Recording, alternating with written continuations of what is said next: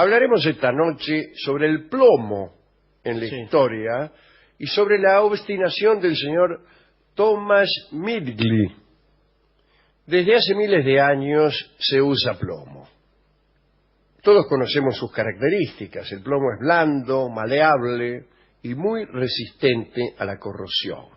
Las primeras extracciones de plomo fueron en la región de Anatolia, allá por el año 3500 a.C. ¿Y quién sabe? ¿Quién lo notó? Todo mentira, bueno. Evidentemente. ¿Quién va a saber? En Egipto el plomo se usaba principalmente como peso, como contrapeso en las redes de pesca. Bueno, ahora es el principal uso, la plomada, claro. Pero también se usaba como polvo cosmético. Era el col. En el norte de África y en el Oriente Medio, el col se hacía moliendo plomo. Recuerden ustedes las figuras egipcias, ¿no? El delineador, el maquillaje para oscurecer los párpados. Bueno, se hacía a base de plomo. Al oscurecer los párpados, se protegía uno de la luz del sol, que en aquellas regiones es muy intensa. Las madres egipcias, y de paso saludemos a todas las madres egipcias, que aplicaban col en los ojos de sus hijos, los bebés principalmente, para fortalecerlos. Nadie había dicho nada en aquel entonces sobre la toxicidad del plomo. El plomo es muy venenoso. Se dice también que Mahoma solía aplicarse col. Se escribe K-O-H-L. 3 veces en el ojo derecho y 2 en el izquierdo. Diodoro Século probablemente, describió que el plomo pudo utilizarse como componente de las estructuras de los jardines colgantes de Babilonia. Es muy probable, ya que habiendo jardines en pisos superiores, se hacía necesario algún material impermeable para que el agua no pasara para el piso de abajo, imagínense. Sí. Y eso era plomo. Así es. Después también en el Imperio Romano, en fin, pero fue recién en el siglo II antes de Cristo cuando un botánico griego llamado Nicandro de Colofón levantó la mano y advirtió que había un problema.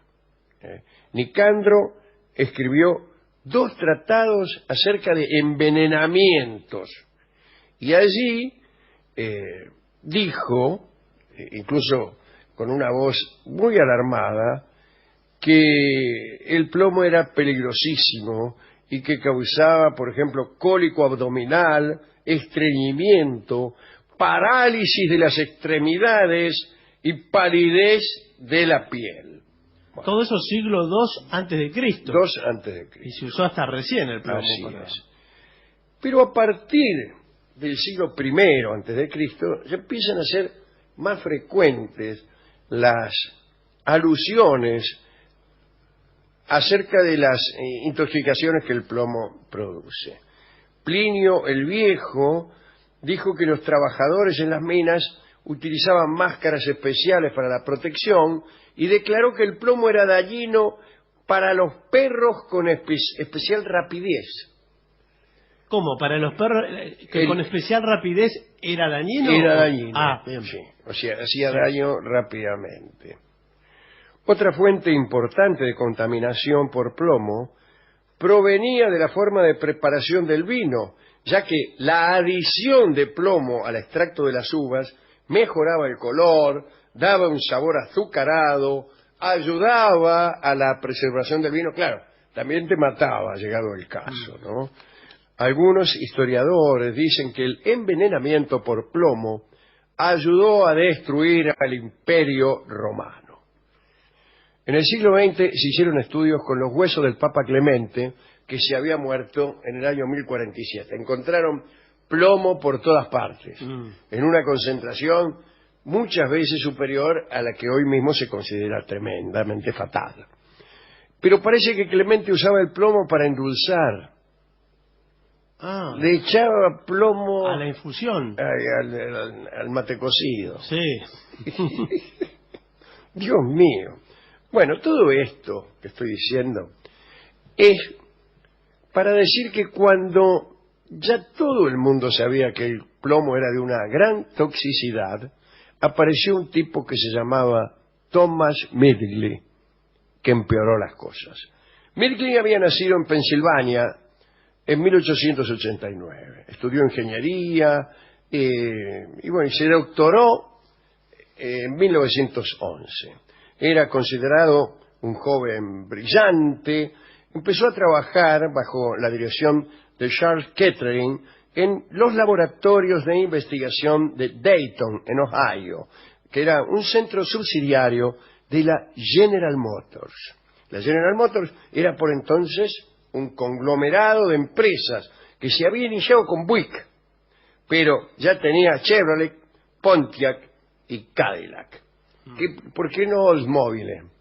Bueno, no sé. Sabemos, señor, todavía no. O todavía no. Bueno, hasta esa época los motores, al iniciar la combustión, emitían un pistoneo característico y molesto que también impedía el rendimiento óptimo del motor por falta de una compresión adecuada.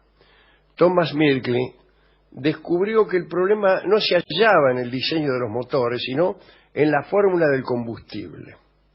Después de ensayar miles de compuestos, descubrió varios productos que, añadidos a la gasolina, disminuían el pistoneo.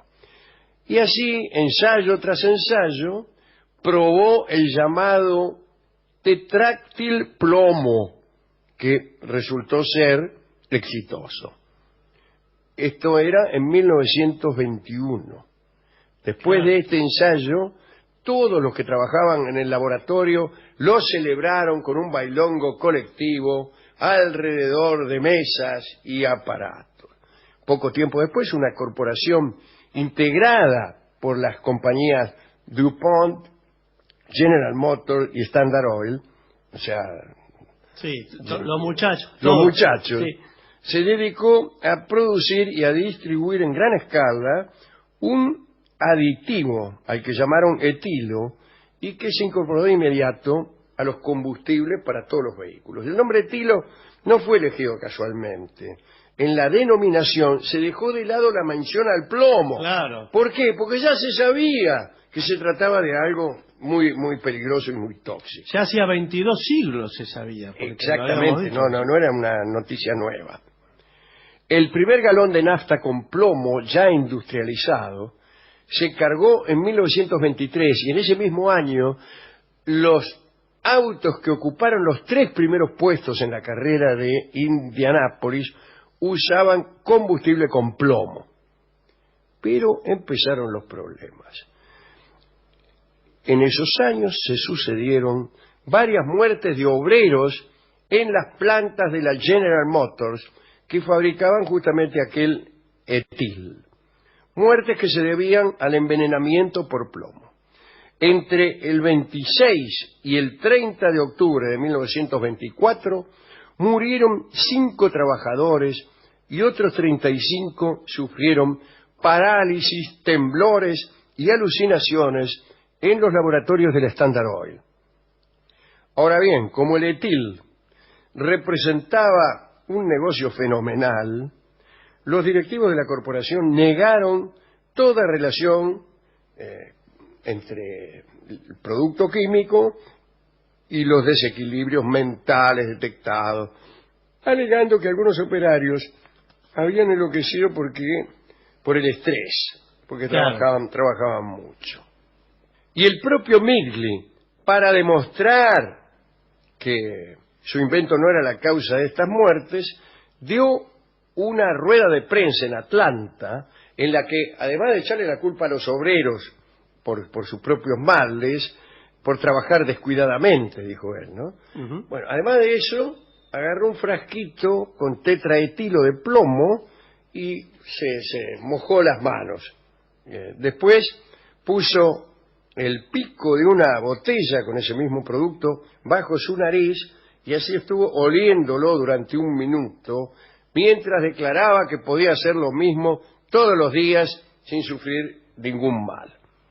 Es importante decir que hechas las pruebas, se escondió, maltrecho durante temporadas, completamente intoxicado, y abandonó los trabajos con plomo, naturalmente sin hacer públicos estos movimientos.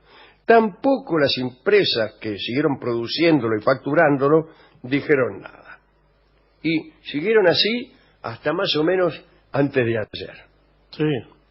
En los años 80 y 90 eran ya 720.000 millones de litros de combustible con plomo los que se producían y vendían.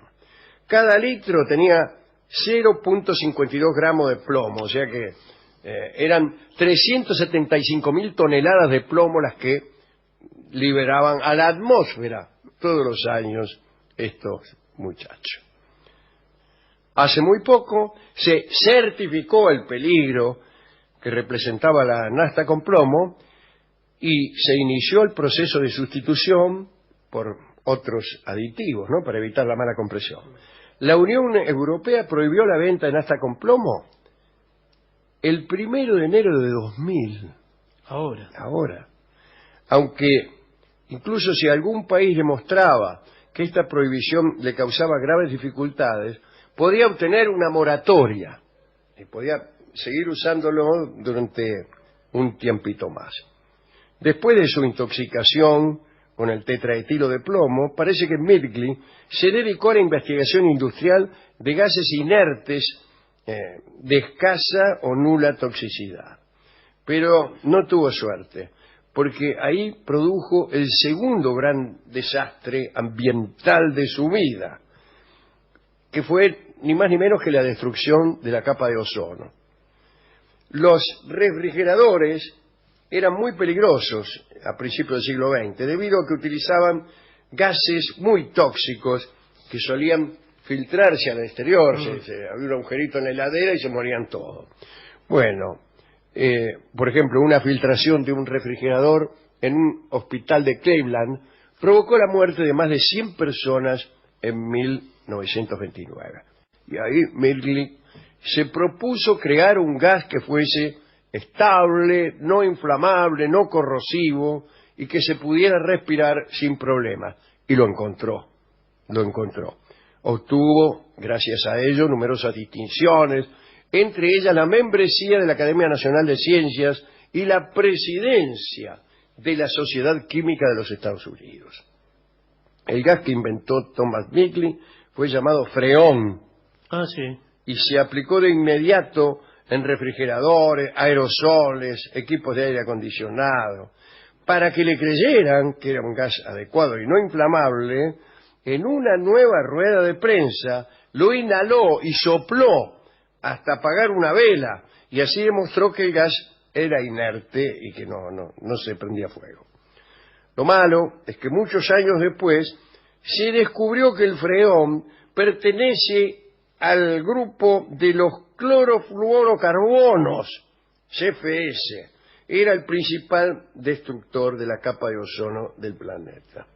Y su uso fue prohibido definitivamente al comenzar el siglo XXI, después de décadas de tremendos daños atmosféricos que causaron el ensanchamiento del agujero, discúlpeme, de ozono. A los 51 años de edad, Thomas Mirgli contrajo poliomielitis, una dolencia que redujo su movilidad. Para poder incorporarse en su cama sin ayuda, diseñó él mismo un complejo sistema de cables y poleas que fue instalado en su lecho. Un día quiso levantarse y se estranguló accidentalmente con uno de esos cables y murió por asfixia. El tipo inventaba cosas que hacían mal, evidentemente. Sobre Mirgli ha dicho el historiador John McNeill: este sujeto ha tenido más impacto sobre la atmósfera que ningún otro organismo vivo en la historia de la Tierra. Extraordinaria historia, ¿eh? Muy buena historia. Y alarmante historia. Igual era un buscador él.